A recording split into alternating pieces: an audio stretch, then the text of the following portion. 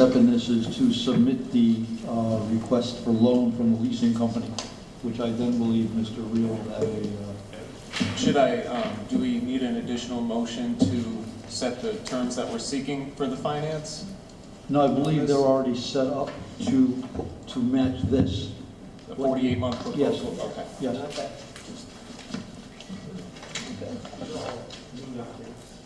Okay. The revised one for the school, for the middle school, and there's both documents are in here.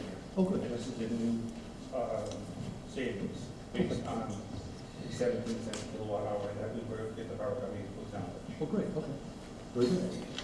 Thank you. Okay, facilities walkthrough summary. Yes, thank you, Mrs. Berry. Thank you. Thank you. What the board has in front of them is a facility walkthrough summary, which is something that we do every October. The detail report is 30 pages long. There's 10 pages per school. What I've given the board is a summary of the accomplishments and concerns, the highlighted areas for each of the schools. As an example, at the Early Childhood Center, there's been a new storage shed for the Family Resource and Readiness Program. That's been added at that location. The concerns at that school are climate control, and our HVAC unit does need to be reviewed and looked at. The parking lot needs to be resealed and restriped, and the water heater needs to be replaced. So those are the major items at ECC. At Shepherd Hill, the accomplishment has been that they've removed the carpet from the main office area. We do have, as I mentioned earlier, the continued issue with the eyebrow roof gutters area. We need some door sill replacements, and again, the climate control, the HVAC system is aging and failing on us. Moosop Elementary, there were no significant improvements or changes to report at that school. However, there are concerns with the heating and air conditioning system, along with some carpet to tile replacement for the asbestos abatement. Those areas that still have the asbestos tiles are encapsulated by carpet, so as long as we don't disturb them, they're not a problem, but we do want to get them out. We just, as you know, last year we did not have the money to do any of that. At Memorial School, that's going to be reported at a later date. Obviously, we're under the renovations there now. At the Central School, they've replaced the atrium doors on the south side of the atrium. They've installed hand dryers in the lavatories to remove any waste paper and to make a healthier environment for everyone. And they've installed privacy curtains in the gym area and changing areas for the students, so it's become a more private location for them to ready themselves for the next class. Their concerns are also the heating and AC units. They have a couple clogged downspouts that the maintenance crew will be looking at. They are concerned with the garage siding and roof. That's something that they discuss with me each year. We just have a difficult time finding the funds to try to get that building tightened up. That's one of the locations where we keep our sanding truck with the sand in the loader inside the building so that it doesn't get wet and freeze. So it's important that we get that building tightened up at some point. Do we have any idea what that would cost? No, we don't, but I would have to guess probably $15,000, 15 to 20 for the roof and the siding. It's not a huge building. It's a pretty straightforward building. No outcrops, just flat walls, flat roof. Pretty straightforward. They have also mentioned to me that the sewer line is a potential problem. It has been scoped, and they found that there are roots growing into the sewer line, and at some point it's going to need to be replaced between the building and the street. That could be expensive because it goes under the parking lots. So we're on borrowed time with that. It might be something that we should look at soon rather than later before we end up with an issue. At the high school, no significant improvements or changes at this time, but there is a discussion about the generator circuits, managing the kitchen restrooms and parking lot lighting in times of emergency. As you know, this building is used as one of our main centers for storms. And it'd be a good idea if we had the kitchen and restrooms connected to the generator circuits. There are some rooftop units that need to be repaired. They are being repaired as needed now under emergency situations. We have MCOR, I believe, is Mr. Worth still here? Yeah. MCOR is still managing the rooftop units and doing what they need to do to keep them running. So, again, we're on borrowed time with some of these units. It's just one of those things. The library roof leaks, and as I reported earlier, we do have the single quote. It's going to be expensive, but it's going to cure a couple areas. It will cure this area that we have here in the library, and also in the data room. I was speaking with Andy Parton the other day. He brought me in to show me that there's something along this same roof edge that goes into the data center where they've got water that drips down into the phone area. So they've got to get up there and do something with this roof sooner rather than later. These items that I've reported here are also used in our 5-year capital plan. Whenever we build that capital plan for the budget, these walkthroughs are used to build those components to put into that plan. So most of these things will be reported in that 5-year capital plan. So that's it for the facility walkthrough. Okay, thank you.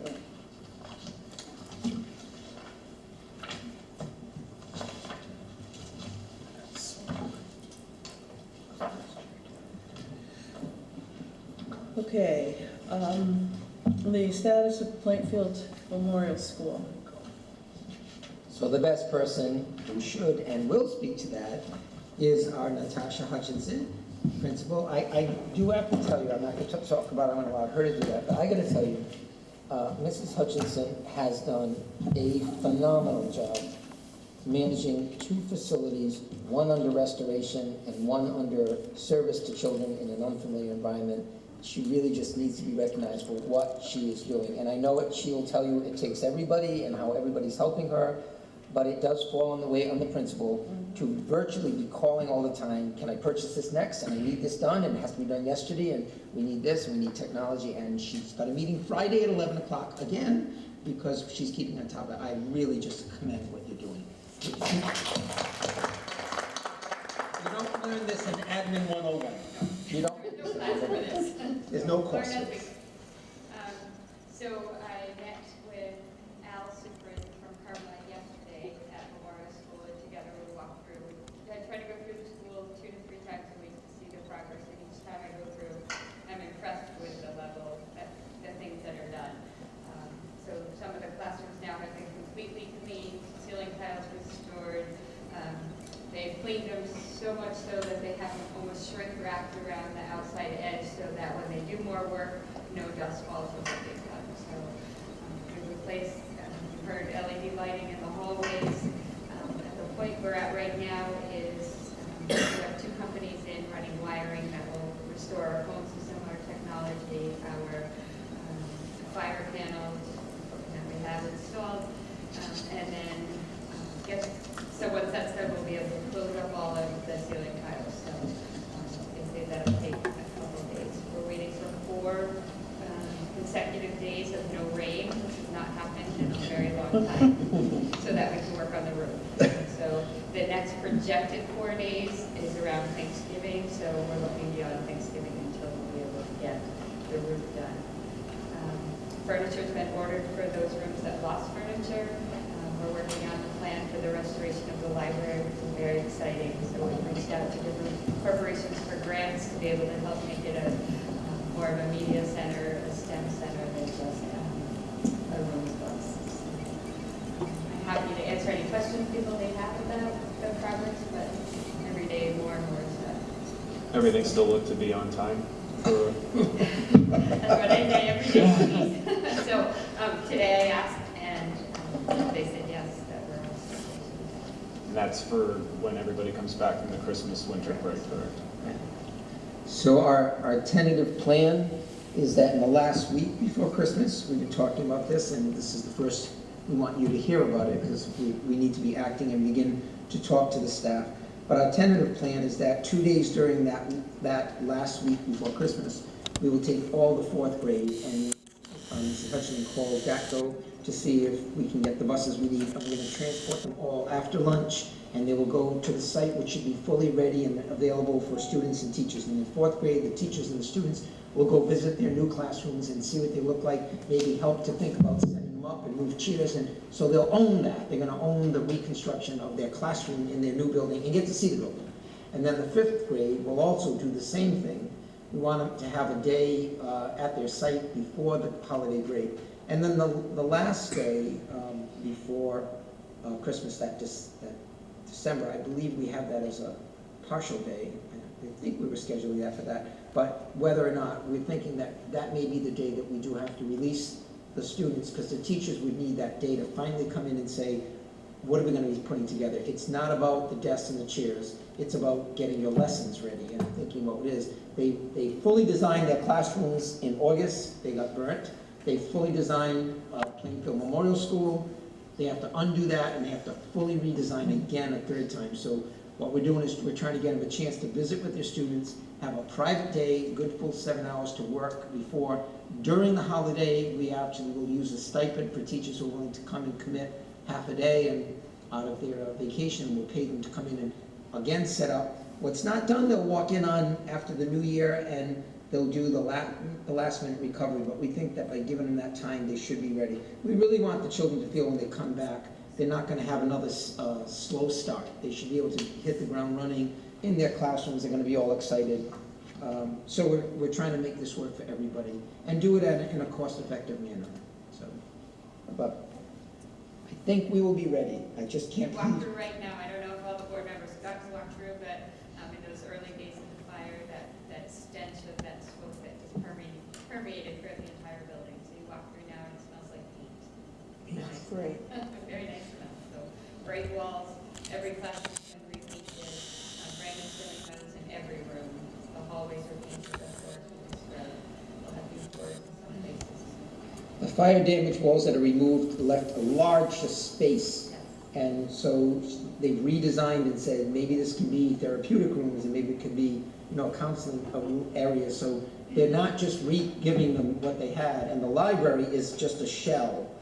We have pictures. I have a picture of what the library looks like. If one hasn't died, I can share it with people if you want to see it. Right, and it looks like a true library with a circulation desk and sections where the students can sit and talk, and actually a section where they can look at, like a movie design of something where they might show them some applications, and it would be a collective area, and the books are against the walls. The shelves used to be 6 feet tall when the kids were behind them.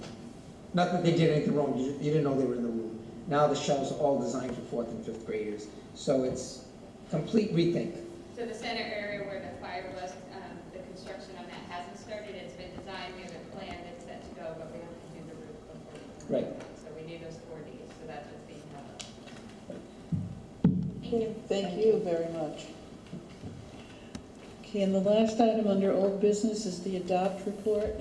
Dr. Goodwood, Mr. Noble? Thank you. So as Mr. Nagel mentioned, he and I met with the policy subcommittee to review our efforts to reduce our chronic absenteeism that we've seen in the district in the last few years. So I'll just give you guys a brief overview of what we talked about at the policy committee. So my technology cooperates here. So basically what we did is we rethought how we were looking at attendance in the district, what we were doing for kids, and trying to bring everybody together with some common language and a common intervention framework that we're working with. So we're using this attendance works framework, which is a 3-tiered intervention model, similar to what you would see in the SRBI that we do anyhow. So in the classrooms for academic supports, behavioral supports, so our teachers are familiar with this. So the structure is that the adopt committee, attendance and dropout prevention team, there's a district-wide committee that meets once a month, and then each school has an adopt committee by school that meets once a week that looks deep into their data at the school level. And then at the monthly meeting, we look at the data at the district level, and then we compare what everyone's doing at each school level to get our best practices and see what's working, what's not working, and to track our trends. So it's basically a three-tiered model. The tier 1 is the widest because it covers the widest array of students in what we do every day, and that's just what we do for kids anyhow, create a positive and welcoming environment, positive relationships that have been shown to motivate students to come to school. If they feel there's a positive relationship with a peer or a caring adult, they're more likely to come to school. Really looking hard at the data and kind of tracking the data. You know, the data with the help of Chris Oberdorf, I'll show you the next slide in a minute, but we really look down to a granular level at disaggregating the data by gender, by socioeconomic status, by everything that you could possibly think about, so we can see where our data is trending, where we're strong, and where we're weak. What will be some of the stuff that we've done at the high school for this positive, for these school climate committee type initiatives on level 1, where we have a mindfulness room this year, which we've used to, a lot of kids are coming to us with trauma from the home, and we're trying to use that with, put them in that quiet space to get them out of the hustle and bustle of the bigger building. We've serviced, Ms. Riley gave us some data today, we've serviced over 110 students in that room, as well as what we're doing every day. Tier 2 is the personal outreach. That's where we're calling the families, we're meeting with the families, we're maybe making an attendance agreement where the parent agrees to do their part to help the student come to school on a regular basis, and we're going to say this is what we're doing as a school to help your students succeed when they're here. Okay? And that could be maybe an incentive program. Maybe an incentive program where we're trying to get students to come to school, an action plan, again, the caring mentors, all the way down to tier 3. Tier 3 is really, we don't want to get to tier 3 because that's when students have a lot of absences, okay? They're past that 10 absences in a year mark that the state has set. One thing that we've done at the high school that's been really successful for us is the van. So we have a van in the parking lot that will send security guard. Mike Woolard has been really great. He's been our kind of our de facto truancy officer in the district. He'll go out with an administrator or maybe a social worker or a counselor. We've sent that van out 45 times already this year, so sometimes multiple times in one day. And when we do that, we usually get a really good response from the parent and the student wanting to come to school because they know we care, and that we're maybe a little bit of an annoyance as we're coming out to their house and knocking on their door. And they don't want us to see us the next day, so they're going to come to school. But so far, we track that data on the kids that we've done the home visits for, or the kids that we've gone out with parent permission to pick the student up and transported them in. Those students have come to school on a regular basis. So we really, those tier 3 kids that are on the edge of tier 2 and tier 3, that's really strong and positive intervention for us there. In-depth data and information that we can answer the questions too. Do we know how Plainfield compares with, I don't know, like Griswold or Yep. Turner? So we're similar. I think a lot of the kind of rural towns in Connecticut, especially eastern Connecticut, have seen kind of a rise in chronic absenteeism. So our numbers are consistent with other districts. Other districts have taken different approaches, whether in the policy side of things or the punitive side of things. We've tried to be really positive and supportive of our students, and then also give a lot of parent education, because a lot of parents don't understand the ramifications that if you miss 2 days of school a month, that's going to be your 10 days, and the state's going to, make a check that you're chronic. So 2 days a month doesn't seem a lot, but as a parent, it's really important that you understand it's important you get your child to school, because the learning that they're going to miss over the 2 to 3 to 4 days a month can really, over years, change their learning trajectory up or down. So. Thank you. Anyone else? Okay, thank you, Dr. Vickers. Okay, now we come to new business. I'm going to reorder the order of the items under new business and move DATCO up first, and the contract extension. So for the board, if you feel, he may be here, but if you feel that you received enough information, I would suggest to you that I would hope that you feel that what we've worked with DATCO to provide for us is an excellent year next year, which would extend that contract, and they will be working on 3 major aspects of looking at how to consolidate currently what we do, how to optimize, and think about ways that we might be even able to do better than just getting the best out of the number of buses, like thinking about our walking distance, and thinking about where we're picking up students, and thinking about ways that we might be using our schedules and our times. And then finally, to think about how you cross the border and think about this even in other ways that say if 3 communities are all working DATCO and we're all sending students maybe to the same site, maybe we can create some partnerships.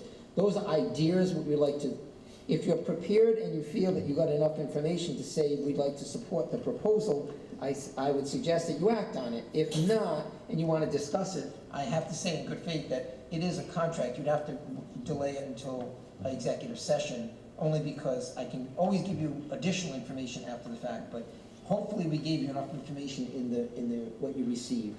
If not, I would feel uncomfortable that we were having a public discussion because it makes a company, it puts them exposed to peers and collaboratives, and that's something that contractually you would do in executive session. If you authorize it and you felt you had enough information to go forward, then you can go forward and we can talk more of the details because it would already be an approved contract. Would entertaining an extension proposal rule out going out to bid? You wouldn't go out to bid until the contract, until that extension is done, so it would delay it by a year. And it doesn't stop us from doing that at that point. We have in our current contract the right to extend it up 1 to 5 years. We looked at the possibility of just giving ourselves more time to look at the possibility that with someone who knows us and has worked with us, that they're willing to help us through another year where we can actually do the analysis. The benefit I believe exists is that if we do that optimization, cost analysis, and possible partnerships, we may rethink of what we want to go out to bid with.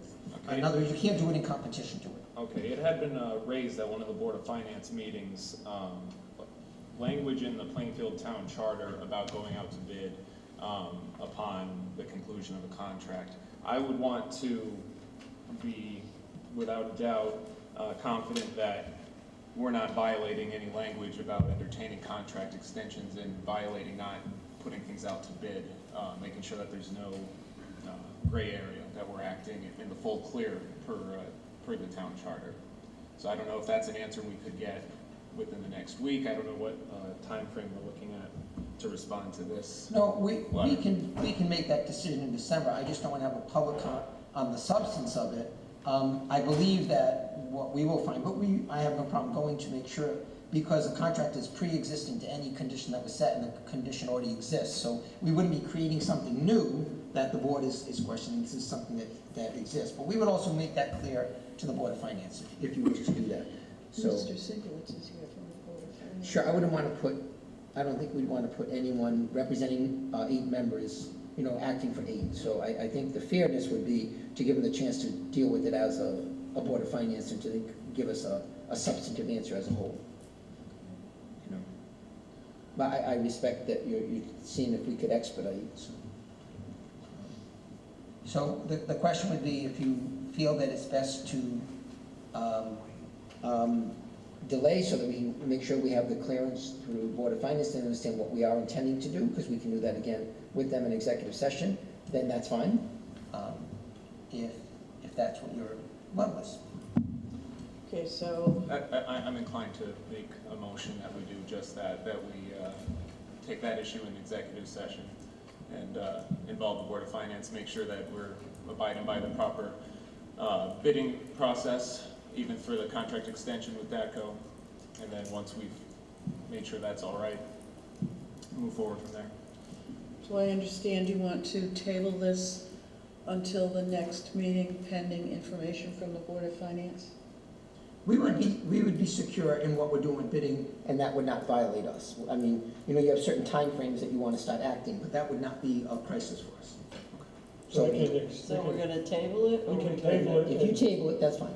And it's still on a table Correct. for a month. It is, and then that will give us a chance to go to the Board of Finance, and if they say, I see what you're doing, and that would be consistent with our expectation, that we will go to full bid when the contract is in fact dissolved, and if that's what they say, then you can come back and act on it. All right. Good. I agree. Do we need a motion? You do you have a motion? We already had a motion from So you Mr. made the Riddell. I will make a motion to table the DATCO proposal until December so that we can get clarification on language in the town charter from the Board of Finance to move forward with the extension Extending. proposal. I'll second that. All in favor? Aye. Opposed? Abstentions? Okay, motion passes, so And- this is tabled until the next meeting. Absolutely. And out of respect, because we do have Mr. Gibson with us, I do want to tell you that, our time has worked, and the reason why you even see something in front of us is because DATCO has consistently just shown us that, we have a Discovery bus, and, they have, provided us transportation service. And he's here personally, and he's also brought his entire team to meet with us on the current year, as Mr. Lucia said. We told him about what challenges we currently face, and at that meeting right then, he said, well, I can already tell you we're going to consolidate one of the buses. We have some special ed runs, and he'd already determined that one of those would be done and would be made effective. So that's the kind of work they've been working with us, so I just want the public to know, this is not something that we're, we just respect the work that DATCO has done, and this is something that we want to put before the board, but we'll do it in good time, and it's not an issue. We won't be out of our time frame. I think we'll be good. You're welcome. Thank Yeah, you. with all due respect. We just don't want to do something that might not be correct and mess it up. Right. I'd rather have everybody on board in full knowledge of exactly what's going on. Yeah. In the bus business, everybody has orders. Thank you. Okay, let's go back to the top of new business, and that is the adoption of the calendar for the meeting dates of the Board of Ed in the year 2019. Wow. We need to do this to submit it to the town. You'll note there's a meeting for the second Wednesday of each month, with the exception of July. We're on vacation. There's one other unique, the November 20th is third week. Yes, thank you. And that has to do with elections. Elections, yeah. And some of us are going to be up for reelection. So that's the aberrant meeting for the coming year. So may I have a motion to accept this, or adopt this rather? I will move that we adopt this calendar as stated. Okay, and second was, Was made. okay. All those in favor?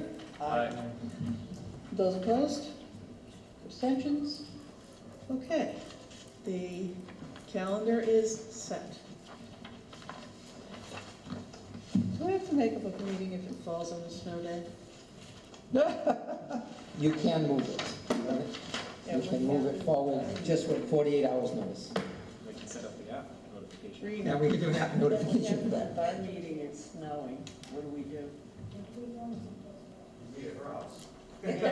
You meet at your house. If there's a flake, it's done. I just thought of it, tomorrow's supposed to snow. Does the flake have to come down?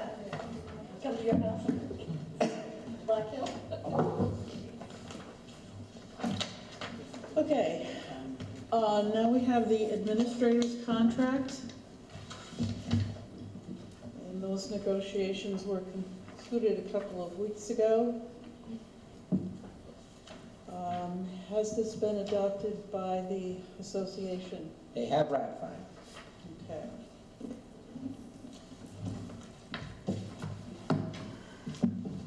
Are there any questions, comments? This is a one-year contract. I guess I'll get this out of the way. I'll be voting nay on this, and I just wish to clarify that is in no way a performance review from my perspective. To add a bit of color to this, I think that the state financial situation that we're going into for next year is going to be another really tough one, and I am not all confident feeling that we are not going to have to be faced with making more cuts. And that the pay scale increase, I was hoping to see at a lower figure. It did not roll out that way. So I will be voting nay, but I would like to also add that I feel like our administrators are doing a great job. I've learned a lot about what the job descriptions entail. And I also feel that there should be a lot more information made public about which duties and elements of your job are part of state mandates and are part of the local responsibility. So I wanted to throw my 2 cents out there before I casted that vote. Well, I do have a question too. A 10-month administrator, do we have one? We don't. Okay, It just because I was has- gonna say, We don't. that was something I wanted to be considering. Right. It still exists in the contract, that's not been eliminated. Okay, Yep. and I'm with Matt, I'm gonna vote no.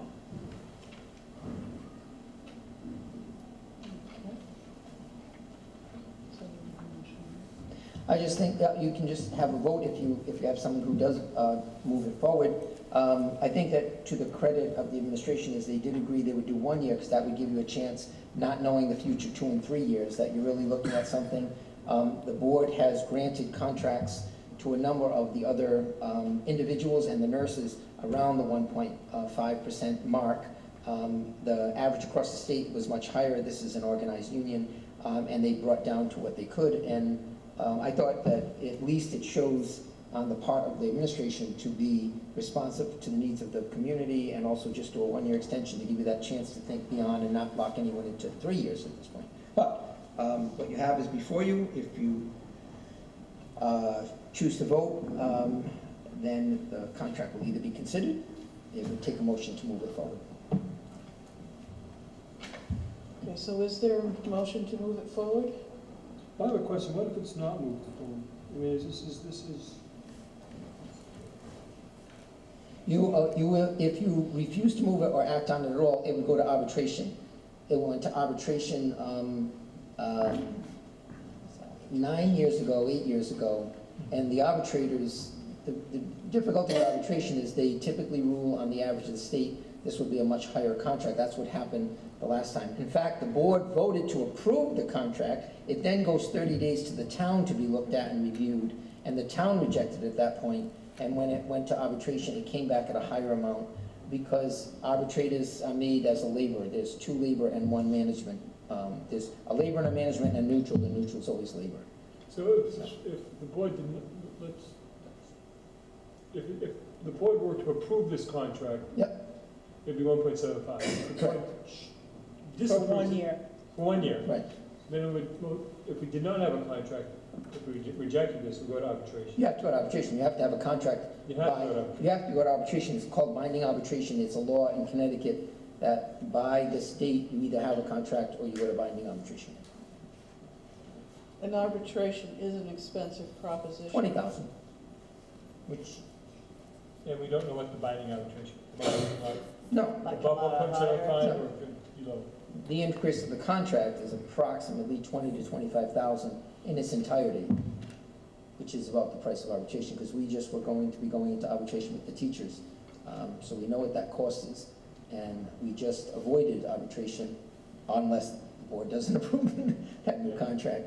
That was scheduled for Thursday at 10 o'clock in the morning, but we just reached a tentative agreement. So, It's just that it's higher than I expected to. I understand And that's, it's not because you're not doing a great job. It's, I'm worried what the state's gonna do. I think we all are. I can tell you that the difference between a 1.5% increase and a 1.75% increase is less than $5,000 on a $35 million budget. And I don't mean to belittle anyone's position, I'm just telling you that you would really be considering a difference in a contract over a number which would not be affected by the state. We deal with a $35.5 million budget. I mean, that's just a perspective to think of what a 0.25% difference between what you have awarded and what's being requested. What I seem to remember about a year ago, shortly before I was seated, was when some of these cuts were being handed down and you're looking at $300,000, $400,000 in reductions, and you have to present a list of programs that you're looking at having to cut. And some of the biggest spend items on that list are, of course, contract items, salaries and other things. And those items can't be touched without opening up the entire negotiation process again, as I understand it. So I'm foreseeing a situation where, while it may only be $5,000, if you could have avoided having to cut $5,000 off one of these programs a year ago, and there was an administrator or somebody who was willing to forfeit that, I'm sure 2 voluntary parties would have made that happen. I'm not so sure that, again, while that percent difference might seem small, it's not where I felt it should be. That could end up being the difference between keeping a program or having to let it go. I don't know if, I can't point to a specific $5,000 item on the budget, but I believe that's the circumstances that the state's going to be in for a while.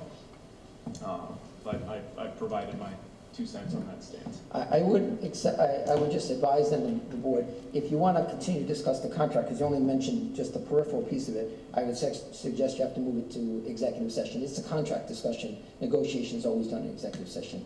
If it's in terms of the board determining if they can make a decision, I think that was in good fairness that you were trying to just express in generality, but to go into any detail of any items listed in the contract, I think you would have to go into executive session.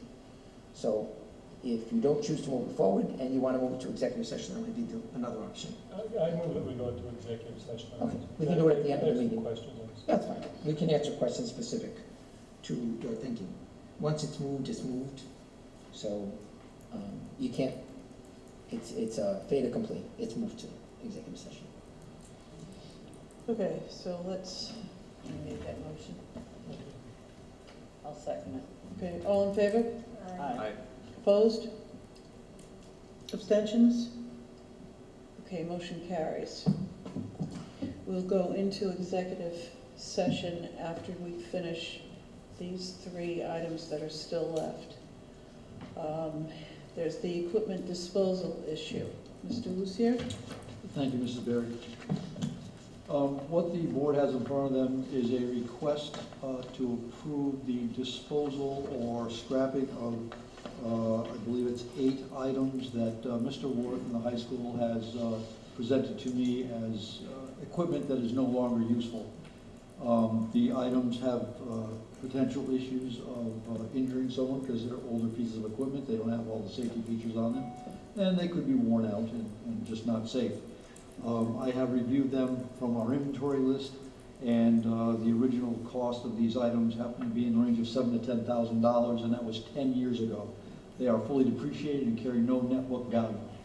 So for us to scrap them and get rid of them, there's a potential of receiving some funds that could be put back into the school system for purchasing other items.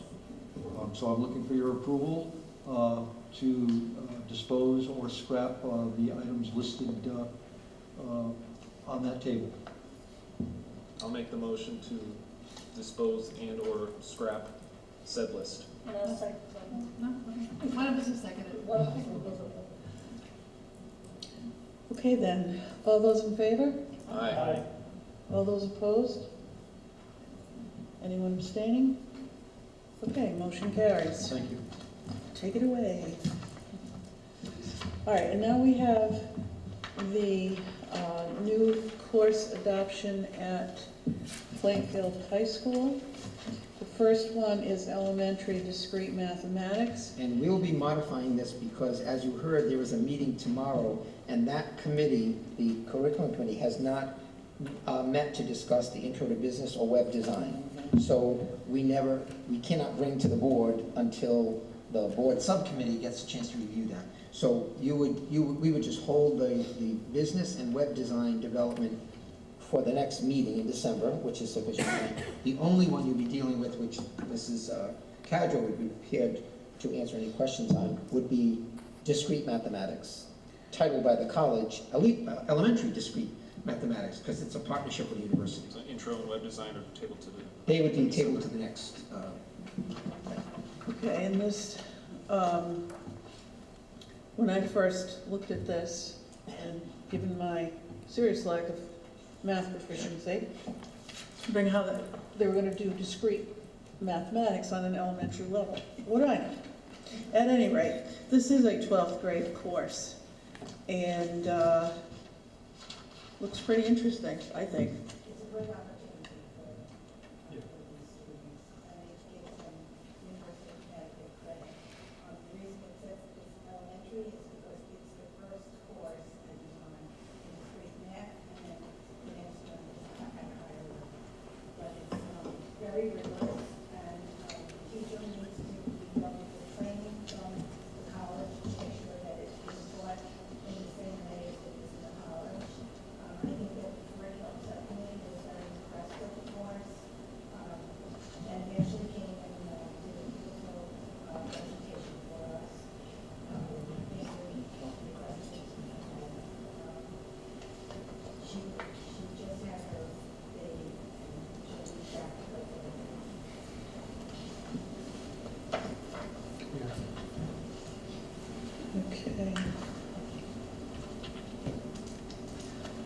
Are there any questions?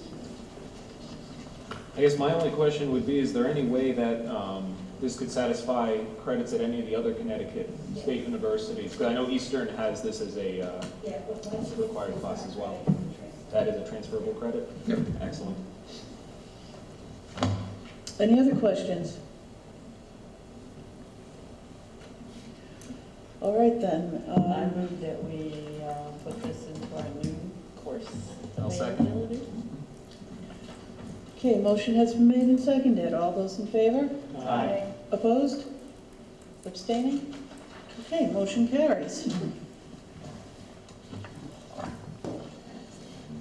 Okay, and now we have the superintendent's report. So I'm deferring my report to Mrs. Cadro because what is unfolding in our district, little Plainfield, but what's unfolding is the fact that the state has actually now codified, has actually come up with standards in the earliest of learning, our early language learners. And they have a program called ELS. And what we want to do is give you the chance to see, it's a little video and a brief explanation, not too long, so you get an idea of the substance. It's a very, very impressive work on the part of the state, but we want to move out to the parents and let them know what is happening in the preschool and the standards that are being expected and how the ramping up is for what children will do in our program. Before this even adopted, we needed to have you get an idea. So allow them to tell you in brief and a little bit of video of this shift of what's happening, and I think you'll see it has amazing merit for thinking about the early learner called a pre-K child. Standards, and all children birth to 5 should know and be able to do. And it was developed to help families and communities and schools work together on early learning. We do that in 2014. And so these goals are dead, but they are the foundation for achieving that vision that all young children have high-quality learning experiences. They're the basis for planning learning environments, so we use it in our readiness program, we use it in our pre-K program, and supporting individual children and communicating around common goals. And they're divided into developmental domains: cognition, social and emotional development, physical development, health, early language, communication and literacy, creative arts, early mathematics discovery, early scientific inquiry, and social studies. And it's a progression, there's learning progressions, and again, it goes from 0 birth to 5. So we have found this fabulous video clip that does a really great comprehensive explanation of that. And it actually was filmed in Connecticut. These times was fiduciary service from the 11th grade child.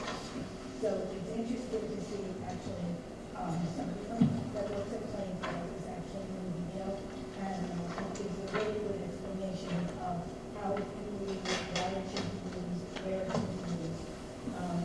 And you'll find out that what happens in pre-K and in preschool, and then the rest is not all what it means. And so, as a parent, 35 years ago with my first children, I got the Pelican briefs that were sent to me by the program I was with for having my first 3 children. And every month they would send me, every 3 months, they would send me something about, here's a stage, this is what you might, I don't know if they still do that with some families, but I found it fascinating as a brand new parent to see the things that I might be looking for, things I should expect, what kind of language or sound. And you're gonna see that this is pretty much how it's designed, that the L's is designed so that both the parent and the teacher can see stages, 0 to 3 months old, 3 to 6, 6 to 9, 9 to 12, and going on, so that you can look and say, not every child develops exactly the same way in every domain. Some children are very visual and responsive, and some children are more talkative, but this allows every child to be growing and developing along the domain so that parents can see the things to celebrate and things they may want to work on. Watch the video and I think you'll see what L's is all about.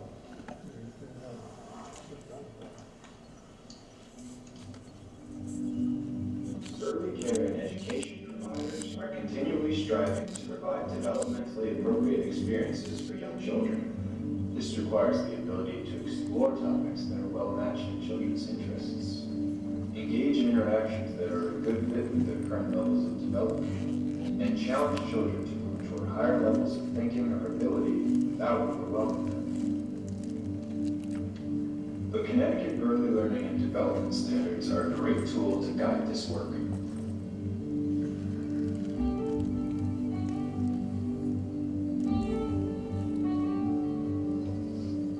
The Connecticut ELDS were designed to provide common language about early learning and development so that families, communities, and schools can work together to support young children across settings. Early learning and development standards articulate what we want children to know and be able to do. They're really a reflection of child development. Young children go through many phases and stages as they learn to become engaged students and learners. The ELDS are organized across 8 domains and include learning progressions for children from birth to age 5. Most early care and education providers will recognize skills, dispositions, and knowledge that they are already supporting. When I first gave it to my assistant teachers and showed them like this, where they were like, oh my goodness, there's so many things, this is so complicated, but we sat down and we actually read through them and realized this is all things we've already doing in the classroom. It seems a little difficult, but actually when you just really read it and understand it, it's not that hard. While learning to use this tool may take some time, it offers an opportunity to learn more about different areas of development and learning and to think deeply about how we support young children.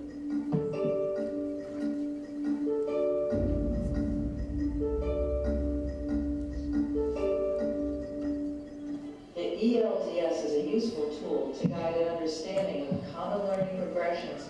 Kids do not come with a manual, and so that's like the closest thing to a manual for certain things you can get. I think it's a great starting point for people to get familiar with what to expect. Additionally, it's crucial to consider what is known about each child's unique abilities and needs. One of the important things in my classroom is to work on assessment of the children to gain an understanding of where they currently are. And so we use a separate assessment tool.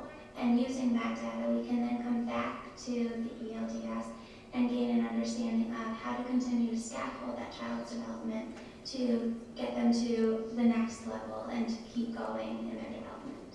You figure out what materials, what activities will help to move that child from where they are now up and keep moving them up. So it's important to figure out where they are and where they need to go.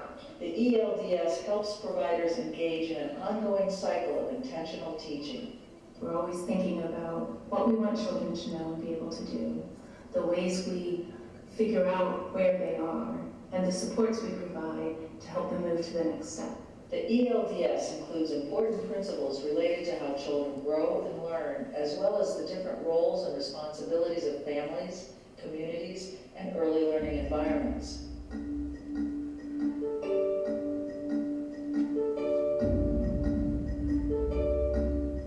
Providers are finding several features of this tool to be especially useful in their work with young children. I think having the Connecticut ELDS for infants to 5 is great. Some of our kids in our program are already mastered a lot of the things at their age level. So now it's thinking about where should they be, what's the next step, what else can we do to support their learning, and having that to guide us is very important. It's nice to sort of see the whole span. I like that you can really follow a child now from birth, especially in Head Start where we have early Head Start. So a lot of times the children are coming to us having come from a program that is linked to ours. And so now we can follow children literally from birth all the way up to 5. The standards in the ELDS connect very well to the Common Core standards. So when transitioning them to kindergarten and onwards, you can continue to use those and develop goals from there. The early learning development standards are a good focus for the beginning of kindergarten. It goes up to age 5. I still have kids that are 4. All right. Remember to put the date and your name on your play plan when you're deciding where to play. The ELDS are based on the latest research in child development. For example, the domain of cognition includes a strand that addresses executive function. This refers to a set of abilities that include children's self-regulation of attention and behavior, as well as their ability to plan and persist when things are challenging. It's an area that we may have overlooked as educators. Teachers now are aware, so they're able to guide children towards achieving those goals. If a child is losing interest in the block area, encouraging them to extend their learning, extend their play. I wonder if we can do something other than classroom entertainment. Because I miss the sound of people.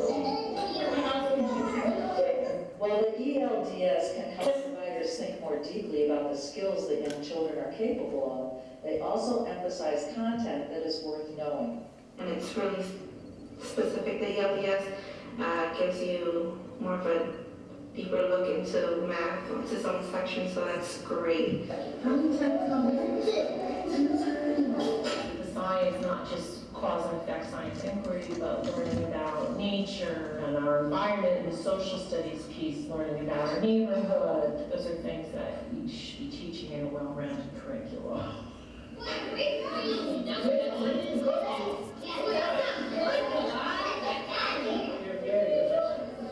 Being a toddler teacher, it may not be appropriate for me to bring in math and talk about what people in Asia are doing or that sort of thing, but I can talk to the children about their families, about their world, about what they know.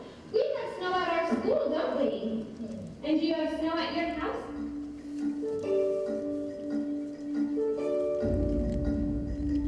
How I use it in my classroom to be able to make sure that the materials are developmentally appropriate for where the children are and what their needs are for their learning to occur.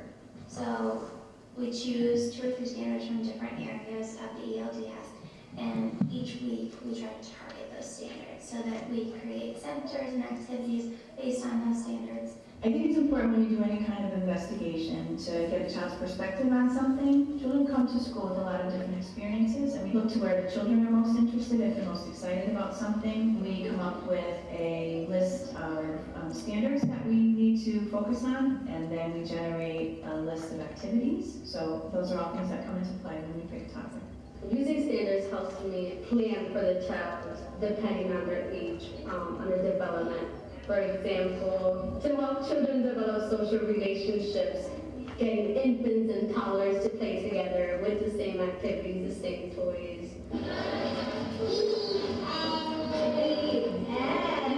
It's really the driving force on what activities that we use when we were counting, so I incorporate that in music. So we're counting the beats, or how many turns we can get. Group time, we're doing show me with your fingers.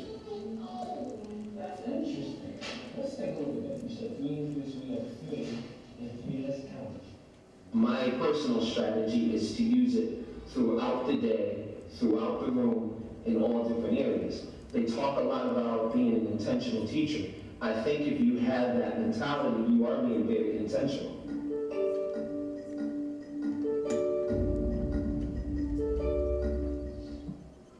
The early learning and development standards serve as a foundation for supporting all young children. Age bands are included for reference. However, providers must be responsive to the diverse needs of individual children. It follows along. You start over here and the children move up. And some children are not maybe where you would expect them to be for that age. So you step back and look, if this is where they are at this point in time, this is where you're teaching. You're going to move them from where they are just up a little bit at a time. Some kids are just going to be more active, they're just going to be more musical, they're all different. That's what makes them unique, and fun. You did good. What does it smell like? The ELDS is particularly useful for my students with special needs because I'm able to use these standards and modify those to utilize as their IEP goals. It is developmentally appropriate for them, and it meets the same criteria that the other students in the classroom are working on, so that we can work on the same goals all together, and I can help those children to achieve it from the area that they are and help them progress from there. The ELDS can also support children from diverse cultural and linguistic backgrounds. The tool's dual language development framework helps providers consider the unique needs of children who are learning more than one language.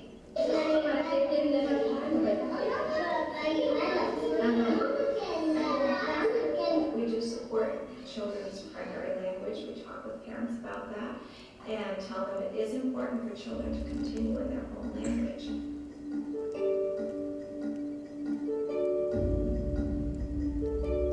The ELDS and the accompanying action guides can assist families in understanding their own children's learning and development. I do like the action guides. I think they're great for parents, especially first-time parents, and I like the simplicity. Early childhood professionals can use this as a tool for discussing common learning progressions and behaviors with families. Here are some ways that you can assist your child at home, and we're doing the same strategies at school so that we can work as a team. I feel like it's much easier to explain the ELDS to parents and to be able to show it to them at conferences, and it makes more sense, it's more comprehensive than anything we've used in the past. And I actually keep it on my family resource shelf so that it's accessible to them.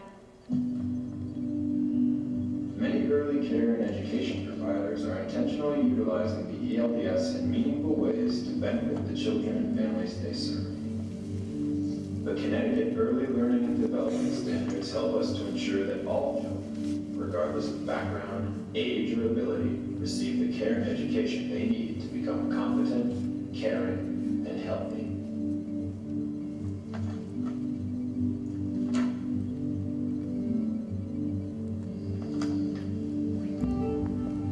So this is not a voting night, this was an informational night. This will go to the TLC, which I know you've already got a chance to see it and hear about it. It'll go before the Curriculum Board of the Board of Ed so that they can go a little bit more in depth. It'll come back to you as a product of what is being looked at as a possibility for integration into our curriculum. So there's stages here. We just needed to do this because there's going to be some piloting done, and we didn't want to start a pilot and have parents say, is this the new adopted curriculum, or without giving you the chance to understand. It is a state initiative. It seems to have some strong merit. And the state has also developed an assessment that is aligned with this, and that's something that we are piloting. So into our preschool classrooms, we'll work through this assessment. It's called DOTS, which is documentation and teaching levels. So we'll see how to work through that. So we'll pilot it this year, and we'll have more information for you in the next school week. Okay, thank you. The guides are the first 2 pages, and they're really, I think, very helpful.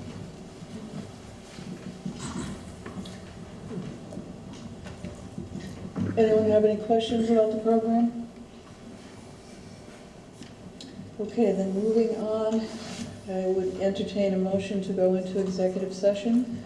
There will not be an extended grievance hearing because the grievant had a family issue, so that part, but you brought up 2 issues. You'd like to have the discussion on DATCO and on the administrator's contract, so for whatever time that takes. That's what the executive session is regarding, those 2 issues. Okay. Right? So The grievance is not being held, they withdrawn it. It's withdrawn? Well, it's delayed, it's withdrawn for tonight because. Turn the heat on again. Yeah.